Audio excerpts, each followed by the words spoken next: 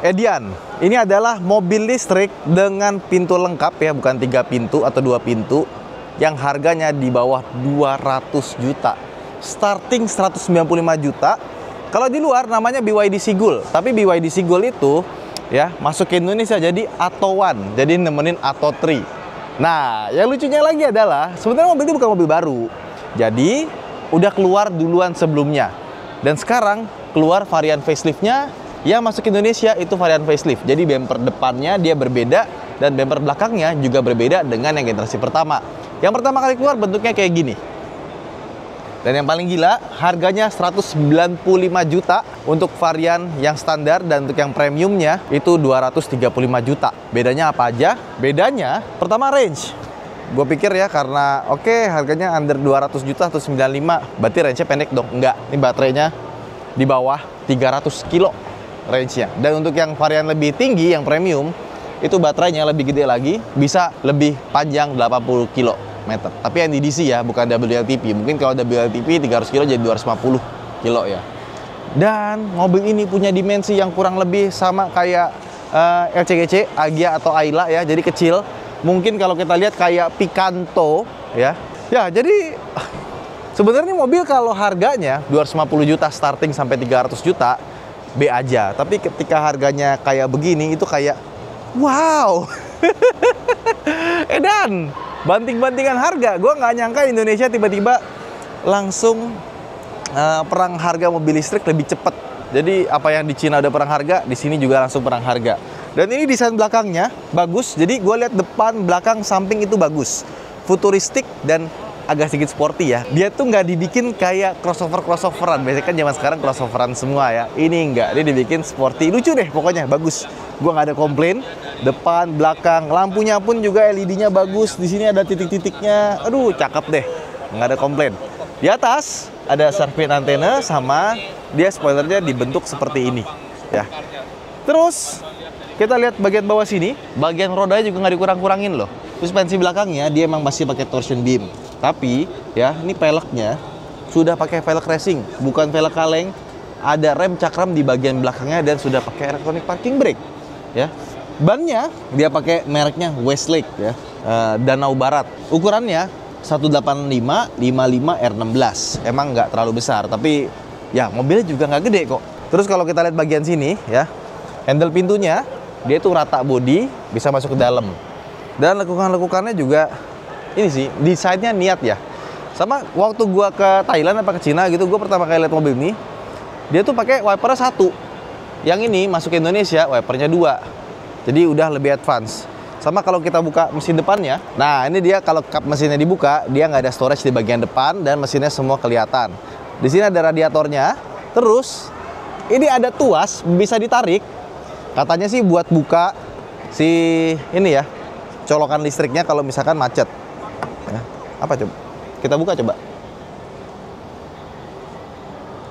Keras pak. Nah, tenaga mesinnya sendiri kita punya sumber kredibel yang tidak ingin ditampilkan wajahnya. Jadi tenaga mesinnya berapa pak? Nah ini tenaga mesinnya antara tipe dynamic sama premium sama. Sama ya. 50 kW. Cuma kan orang nggak umum ya sama kilowatt ya. Ya. Kita konversi jadi 75 PS. 75 PS. Torsinya sama 135 Nm. Jadi beda di baterai ya. Beda dynamic di baterai sama ya. premium ya. Kalau yang dynamic ini dia 30,08. Jadi beda 8,8 kWh sama yang premium. Oke. Kalau dari range beda 80. Yang dynamic ini 300 kilo, yang premium 380 kilo. Dan nggak cuma itu, DC-nya juga beda. Sama-sama DC CCS, cuma yang ini dia cuma bisa sampai 30 kW, yang premium bisa sampai 40 kW. Oke, nah akhirnya kan teman-teman pada bilang kan, kapan kolaborasi sama B-Channel? Tuh barusan kolaborasi kita ya. Oke, jadi kurang lebih seperti itu ya. Tapi ya 235 ke 195 itu kan bedanya sekitar 40 juta ya. Sebenarnya yang 300 kilo aja itu udah lebih dari cukup, ya kan? Karena kalau kalian udah biasa naik mobil listrik ya, sebenarnya sehari itu kita jalan tuh gak nyampe 100 kilo loh, PP loh. Jadi asal kita tertib pulang itu ngecas, itu udah lebih dari cukup. Nah di sini tuh kayak ada tonggolan buat kamera 360, tapi kamera 360-nya nggak ada. Jadi cuma hiasan doang. Di bawahnya ada kayak tempat buat radar, tapi nggak ada radarnya ya. Kalau kita pegang di sini tuh kosong. Nah, di atas pun juga nggak ada adasnya, nggak ada kameranya gitu. Jadi adasnya belum ada. Nah, kita buka nih. Kalau colokannya CCS ya di sebelah sini ya. Nah, ini colokannya CCS 2, sudah fast charging. Nih, lihat interiornya. Mobil bisa dibilang ini sekelasnya LCGC ya, tapi dalamnya bagus. BYD design ya. Ini mobil dibanding sama LCGC ya, misalkan sama Brio, sama Agya, Ayla gitu ya. Ini desain interiornya bagus sekali kalau dibandingkan dengan kedua mobil itu ya. Nih serius, lekukan-lekukannya tuh khas BYD ya, banyak lekukan ya. Dan bahannya, ya kita nggak bisa berharap banyak mobil harga segini pakai yang empuk-empuk, tapi ternyata ada nih di bagian sini empuk ya, sampai ke sini empuk, ya, sampai ke sini juga empuk, ke sini juga empuk ya, bagian sini nggak, ini plastik ya. Jadi banyak empuk-empuknya dan tengahnya ini cukup solid ya, nggak terlalu goyang, masih goyang tapi nggak terlalu goyang. Terus juga speedometernya kecil, cuma segini aja. Yang layar LCD-nya tuh bagian tengah sini aja kecil, tapi yang sebelah kanan ini kayak semacam stargazer gitu ya.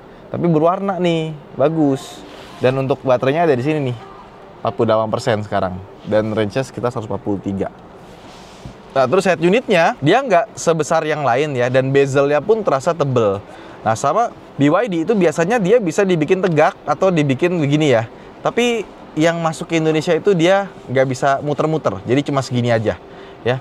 Ada Android Auto, sudah wireless juga ya, Apple CarPlay juga ada, Spotify, Media Center dan kawan-kawan itu ada. Tapi kalau kita pencet vehicle image, karena dia nggak ada kamera 360, dia cuma kamera belakang doang seperti ini. Tapi itu udah lebih dari cukup harga segini. Terus kita juga dapat ini nih, TPMS ada juga di sini ya. Kita lihat BYD Assistant Smart Charging ya, kurang lebih seperti itu ya. Backnya di sini, BYD Store buat aplikasi, body info, permission manager, oke. Oke, kita I have read, oke. Ya ini kayaknya masih connect ke internet, tapi di sini ada 4G-nya loh, harusnya bisa ya. Back, Teams, oh temanya juga bisa diganti dia, tuh ada banyak. Coba kita ganti ya nomor 1. Udah ini nomor 1 ya. Oke, Teams. Kita buka nomor 2 deh. Sama aja sih, nggak ada bedanya ya. Terus kita pencet lagi. Settings, ada banyak ya. Equalizer dan kawan-kawannya, notification.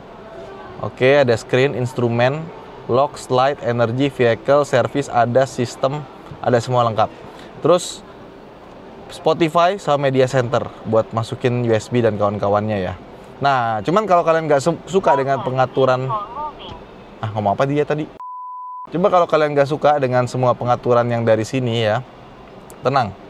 Mobil ini punya tombol-tombol fisik. Buat transmisinya, shifternya dari sini ya. Dia sama kayak Dolphin.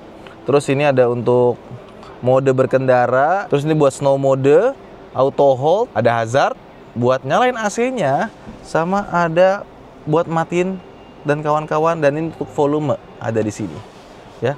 AC-nya seperti ini, sama ini bukan wireless charging ya, biasa aja. Nah, ini ada cup holder, sama ya ini nggak ada isinya nih, cuma begini doang.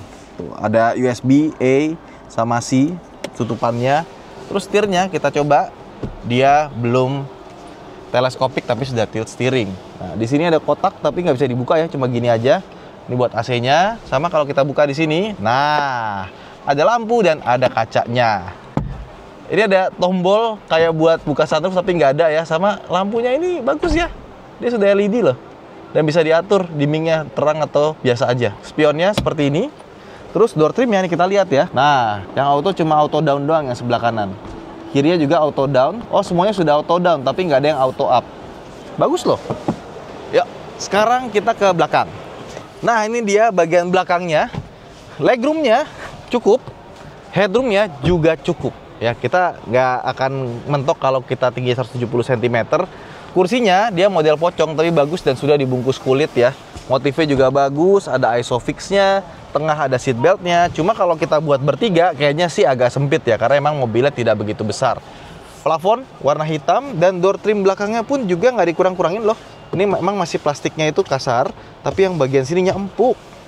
Wow, ini sepertinya BYD akan jualan banyak nih. Dan kita dapat airbag sampai ke bagian pilar seperti ini. Kita lihat bagasinya seperti apa. Yuk, let's go. Nah, kita buka bagasinya. Mana pencetannya? Hei, tombolnya kecil amat. Oh, ini nih. Ternyata tombolnya dihemat juga ya, jadi kecil seperti ini. Tapi bagian belakangnya, ini dikasih plastik ya, bukan kain. Rapi. Bagasinya emang nggak gede, cuma dia cukup tinggi karena dia ke dalam. Kalau kita buka bagian bawahnya, nggak ada apa-apa. Nah, kalau kita lipat, ya nggak terlalu besar dan nggak bisa rata lantai. Jadi cuma segini aja.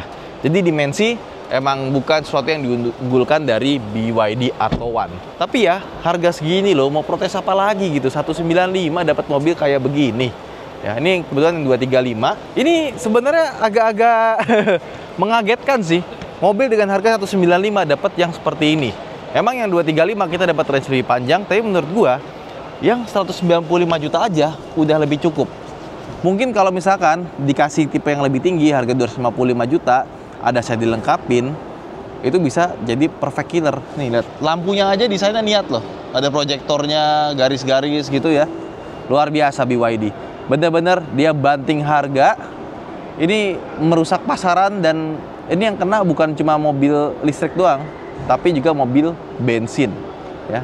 Orang yang mau beli Agya, Ayla, ngelihat ini, nggak kena pajak, nggak kena bayar bensin, bisa jadi opsi yang sangat menarik. Yaudah, itu aja mungkin vlog kita kali ini ya. Pendapat kalian bagaimana soal BYD Atto One? Coba komen di bawah, dan buat teman-teman yang udah SPK bisa langsung aja komen.